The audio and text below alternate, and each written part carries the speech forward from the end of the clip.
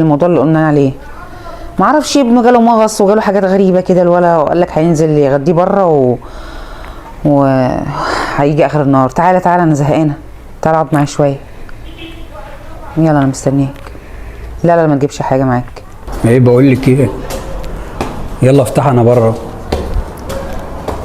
بقول لك انا بره، افتح يلا. يا باشا تعالى تعالى، اتاخرت عليه. شفت يا مصطفى؟ شفت يا بابا؟